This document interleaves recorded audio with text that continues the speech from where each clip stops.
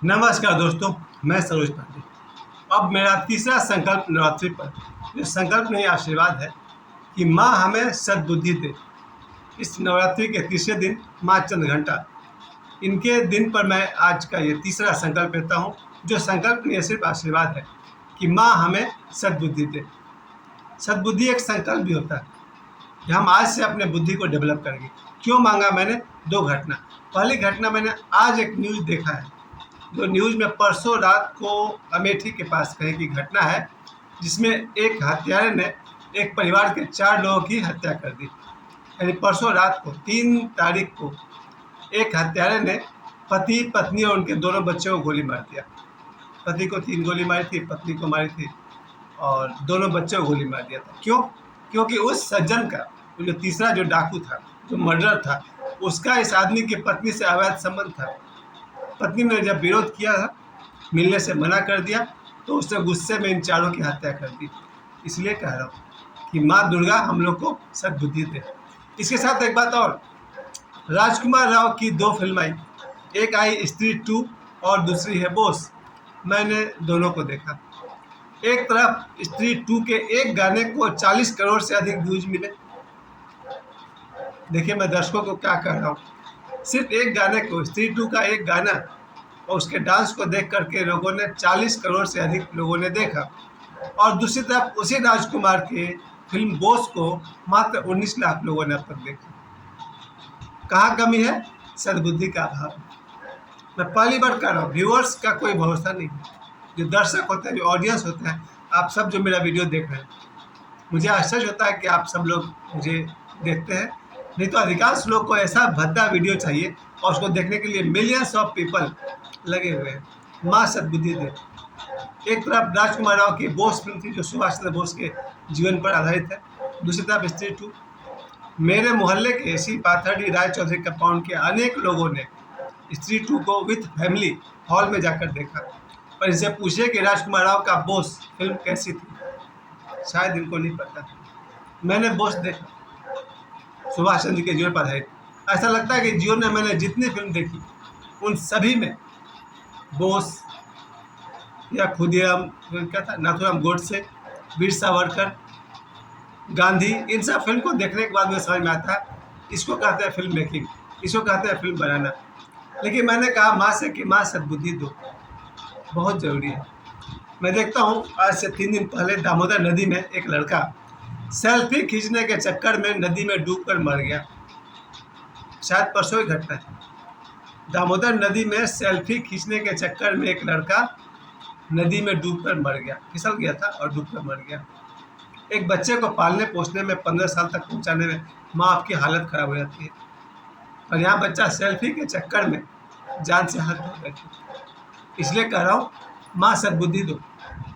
सद्बुद्धि का अभाव है बहुत सारे लोगों में, नहीं, लगभग किसी को भी कहेंगे तो बुरा लगेगा। सद्बुद्धि सबके पास नहीं होता है। बुद्धि तो सबके पास है, कुबुद्धि भी सबके पास है और सुबुद्धि भी बहुतों के पास है। लेकिन सद्बुद्धि का मतलब होता है जो हमें सही राह दिखाए। हम सब मन की सुनते हैं, और मन के सुनने वाले के पास बुद्धि तो हो सकता है, कुबुद्धि भी हो सकता है, सद्बुद्धि नहीं हो सकता। सद्बुद्धि सिर्फ उनको मिलती है जो विवेक के सुनते हैं। हमारे जीवन में 2 फैसला आता है हमारे अंदर से। अगर मन कोई फैसला करे उसे बुद्धि कहते हैं, और आत्मा कोई बात कहे उसे विवेक कहते हैं। पर हम विवेक की सुनते कहाँ हैं? हम तो मन की सुनते हैं। आज हमारे देश में कितने सारे नौजवान हैं, शायद सब के सब, सभी के सभी बुद्धि पर विश्वास करते हैं, विवेक की कोई सुनता नहीं है, क्योंकि विवेक कभी गलत राय देता ही नहीं। जो घटना मैंने आपको शुरू में बताई अमेठी के परिवार की, उस घटना में मुझे दिखाई पड़ा सद्बुद्धि का अभाव तो है। उस आदमी का नाम भी था कुछ। पहली बात कि मैं लोगों में कमी देखता हूँ हमेशा कि हिंदू परिवार है और रामचरितमानस का कोई नामो निशान उसके परिवार के संस्कार में नहीं। मेरा अपना एक प्रयोग किया हुआ है, मैंने एक्सपेरिमेंट किया है।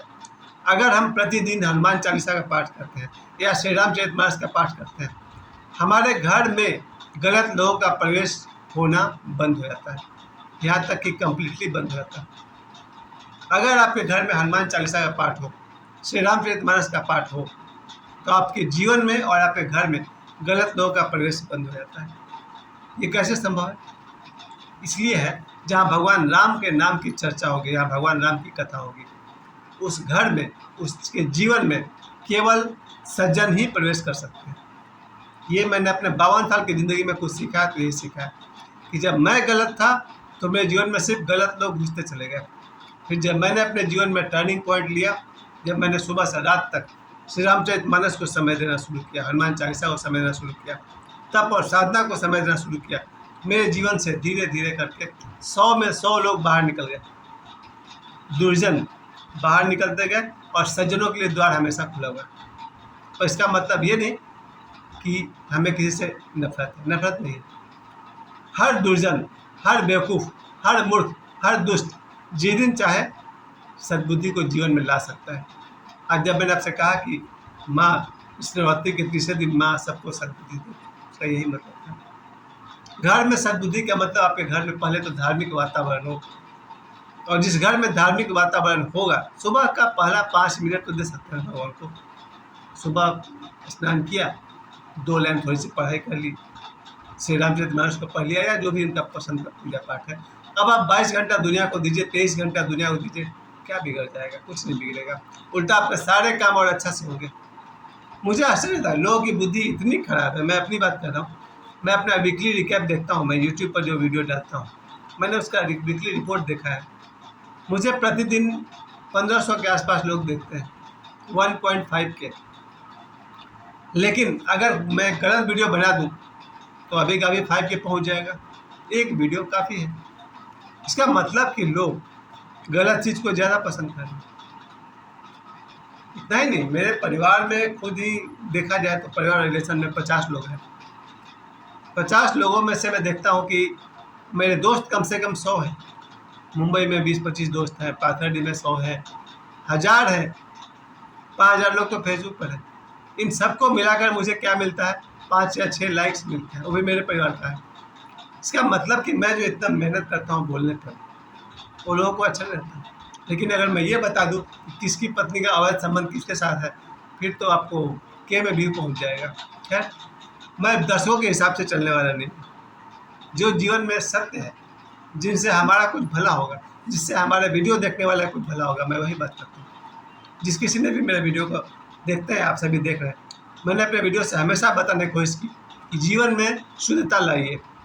अगर आपका जीवन शुद्ध है तो अपराधी आपके जीवन में घुस नहीं सकते, दुर्घटना आपके साथ हो नहीं सकती। लेकिन अगर आपका जीवन अशुद्ध है तो बुरे लोग आपके जीवन में आएंगे, बुरी दुर्घटनाएं आपके साथ होंगी।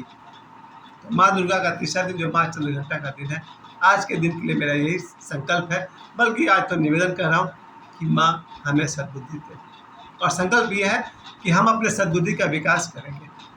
सद्बुद्धि का विकास संभव है। सुबह से रात तक अगर आदमी अपने पूरे एक्टिविटी को वॉच कर, जिसको ओशो साक्षी भाव कहते हैं, अगर हम अपने टोटल एक्टिविटी को वॉच करते रहें, धीरे धीरे धीरे धीरे हमारे जीवन से गलतियां कम हो जाएगी।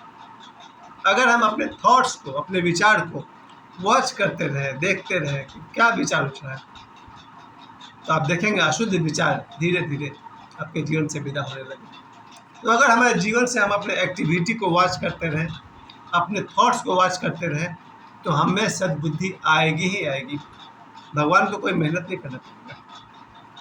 सद साहित्य, आज हमारे जीवन से सद साहित्य चला गया। मुझे याद आता है, मैं आखिरी बार पिछले महीने की बात है, शायद सितंबर में किसी दिन मैं गाना देख रहा था, स्त्री 2 का ही गाना देख रहा था। देखा मैंने 40-50, उसमें तो करोड़ों का व्यूज जा रहा था। उसके बाद से मैं समझ गया कि मेरे लिए क्या अच्छा है, क्या अच्छा नहीं। फिर मैंने भक्ति, भजन और देशभक्ति गाने ही देखना शुरू कर दिया। उम्र का भी तकाजा है, अब तो 52 साल का हूँ। अब मेरे टीवी पर सिर्फ भक्ति, भजन, सत्संग, प्रवचन चलते हैं, और कभी कभी मैं देशभक्ति फिल्म देखता हूँ। मैंने पिछले 4 दिनों में जब देशभक्ति फिल्म देखा, मैंने सबसे पहले मैंने गांधी देखा, तब मुझे लगा कि इसको कहते हैं फिल्म बना। फिर मैंने देखा वीर सावरकर, उसके बाद मैंने देखा नाथूराम गोडसे, उसके बाद आज मैंने देखा बोस। आगे भी कुछ न कुछ फिल्म में देखता ही रहूँगा। तब मुझे समझ में आया कि एक कैसे लोग थे इस देश में, जहाँ हजारों साल की गुलामी थी, वहीं सुभाष चंद्र बोस जैसे नौजवान भी थे। और जितने बड़े हीरो सुभाष चंद्र बोस थे, उतना बड़ा उनका नाम हुआ नहीं। खैर, नाम होने की कोई ज़रूरत नहीं है, जो समझदार है वो जानते हैं कि सुभाष जी ने देश के लिए क्या किया। खैर, मैं माँ दुर्गा से आज के दिन अपने लिए और अपने सभी दर्शकों के लिए और सारी दुनिया के लिए यही प्रार्थना करूँगा कि हे माँ, सद्बुद्धि दीजिए, और मैं संकल्प लेता हूँ कि मैं सद्बुद्धि का विकास करूँगा। मुझे समय देने के लिए आप सभी को बहुत बहुत धन्यवाद।